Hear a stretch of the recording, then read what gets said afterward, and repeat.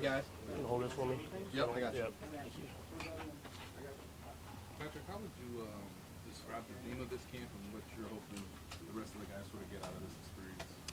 Yeah, I think the theme this year is how can we keep building. Obviously, we won the Super Bowl last year, and it was amazing, but still have a lot of young guys. We want to continue to get better and better. I mean, you look around the AFC, everybody's gotten better.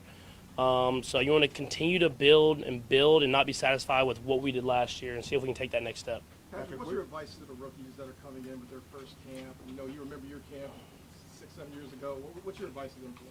Yeah, I told those guys to make sure you're ready for it. I mean, obviously, St. Joe's is an amazing spot to have camp, and we come out here, have a lot of fun, but you got to be ready to work. I tell them if you can get through Andy Reid's training camp, then you're going to be able to get through an NFL season. I think they have to have that mindset, and they got a taste of it during OTAs and vet mini camp, but they're going to really see what it's like in training camp, and they know that if they do it the right way, they have a good a chance of anybody to win that Super Bowl. Patrick, do you think Andy has a way of challenging you again, a new way of challenging you this camp? 100%. I mean, he has a new way of challenging me. It seems like every day. I always feel like I kind of mastered the offense, or I feel like I've kind of know what he's thinking at all times, and then he'll throw just a little curveball for me. And I think that's what makes him such a great coach is he continues to challenge everybody, not just me. I'm sure you ask Travis, you ask Chris Jones, you ask all these guys. They think the same thing because he doesn't let you be satisfied with where you're at. Patrick, your last game you were playing through a very significant injury. What's the status of your ankle as you start here? Yeah, it feels great. I think even going into OTAs a little bit, I still was a little timid about running and cutting and doing stuff like that.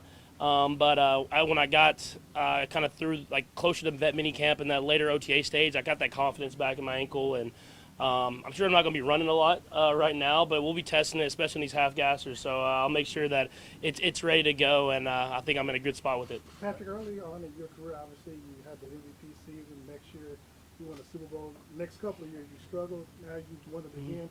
You feel like you kind of cracked the Code Neal type life where now you probably feel like you've seen everything, and actually everything is moving slow for you now.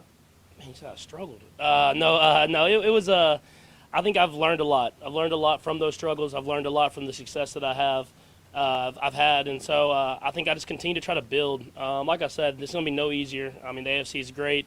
Our division is great, as it usually is. And I have to continue to take that next step because there's guys that are trying to continue to build to get to the level that we've played as the Kansas City Chiefs. And so I understand that it's a continued build. I feel like I still have a lot of places to improve, and I'm going to continue to try to do that. Well, the reason why I asked that, Patrick, is obviously you talked with Nate this week on CBS, and you were very confident about the team getting back to Las Vegas, something that you all normally wouldn't say before about being in next year's Super Bowl. So would you feeling that confident? Is there any reason why that you would speak out on it now, early on, before the season even starts, about trying to repeat? I'm always confident that we have a chance to get to the Super Bowl, but I understand that's a process. I understand it's not easy, and so I'm going to continue to try to build myself and then help our team get better and better, and for those guys to stay motivated. And I think we have a lot of motivated guys that I think you from seeing from some of the quotes from everybody that we want to continue to build this thing. We want to have a special group that kind of can carry out a legacy, and I think we have the right guys. And now let's just go out there and do it. We were asking you about the Netflix special during OTAs. Now that it's out, and I just want to get your reaction, maybe to the reaction of it. Yeah, I mean, I think it's had a great reaction. Being #1 in the U.S. on Netflix is awesome. I mean, that's what you hope for. But obviously, to get that is amazing. I got to watch a lot of my parts, but to see the other parts as well, and see how the guys went about it, and Kirk and Marcus. I mean, it was truly awesome to be at that premiere with those guys and see the reactions from everybody. And everything I've said has been everything that's been said has been positive. I told y'all there's a lot of cussing from me, and I try to cut out as much as possible. But I get on that football field and I let a few words go that I don't usually. You can cut your hair. Talk a little bit about what do you bring to camp that you can't absolutely live out? I mean, you've been known to pull pranks here. You've been known to, just have fun here. So is there something you pack away that you got to have at every single camp? The mattress pad's obviously the biggest one. You want to make sure you're comfortable. I bring my own pillow. Kind of that same type of thing. And other than that, just got to bring my notebook and let's get it rolling. And then I try to find just one little way to prank Travis Kelce every year. Patrick, you talked about motivation. Last year was pretty obvious what you guys were motivated by. What is it this year? Like, where do you find that this year?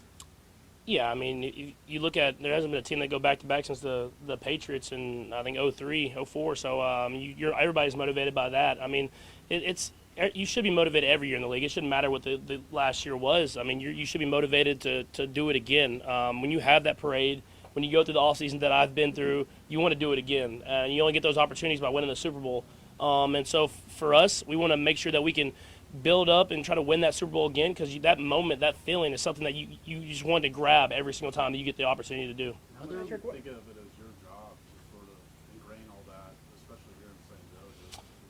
Yeah, it's extremely important. I mean, to get here and to be here and to get that work ethic every single day. And luckily, we have a lot of those guys coming back. And so, like last year, I was trying to tell those guys, like, hey, we need to go through this day. I know it's tough. I know it's not something we want to do, but you have to do it if you want to win that Super Bowl. Well, the guys know that now. And for the most part, I mean, obviously there's some new players, but guys know kind of what it takes. And so now let's do that together. Let's go out there and have that motivation every day to get better. And that's something that Coach Reed preaches. And I'm glad that we have that experience, at least to know that why we're here and why we're trying to be great all together.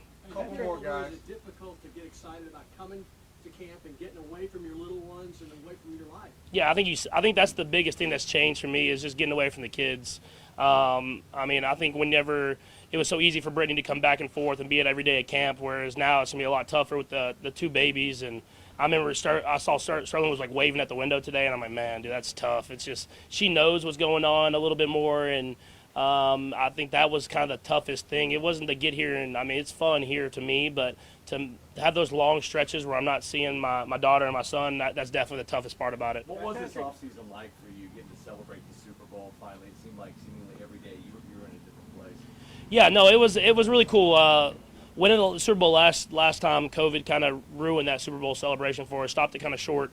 And so to be able to go through the full process of it, I understand why Tom won a lot of them, because it is an amazing process, and you want to make sure you can enjoy that with your teammates. And I know a lot of guys were bouncing around everywhere as well, and I think that gives you all the motivation you need to kind of go out there and do it again. Last two. Patrick, on the quarterback special, we're not going to talk about that much working the football season, but when you had, like, you could see some of the things and you kept some of the things out of there, what was that like with Coach to kind of be like, you don't want to give things away?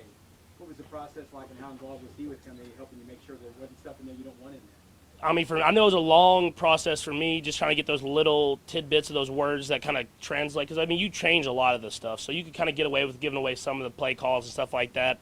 But there's some stuff that you already knew going into this year we were going to keep, so I was trying to get that out as much as possible.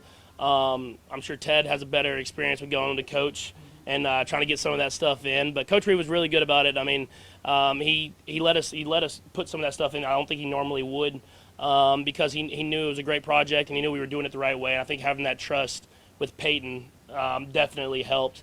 And then they did it the right way, man. I mean, they saw the raw emotion of playing football.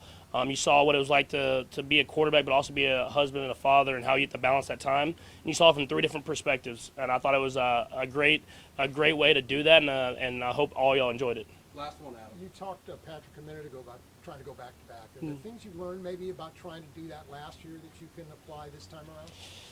Yeah, I think it's just, I mean, I don't think we kind of laid off the little things, but just having that consistent effort every single week. I mean, you look at us last time after we won the first Super Bowl. I mean, we really were like 14-1. We sat the last game, went to the playoffs, and ended up losing in the Super Bowl. But you get in that mode, especially when you're winning a lot of games, where I don't want to say you coast, but you kind of like, this is what we do. Let's just go out, practice this way, and then win a game. Whereas this time, I think I'm going to try to really push and motivate guys to continue to try to get better, even though we're winning football games. Let's not be satisfied with just winning. Let's satisfied with finding ways to get better every single week. And so whenever you get to that opportunity, you don't let it squander. You really take advantage of it, and it's hard. I think it's going to be the hardest it's ever been. I've said it a lot. The AFC has. When you look at the AFC, there's like almost every team you can see a path for them getting to the playoffs. And I know you say that every year, but I think this year is really real. And so we know week in and week out it's going to be a challenge for us, and let's get better and try to win as many football games as possible and put ourselves in that position. Okay, thanks, guys. Thank you. Thanks,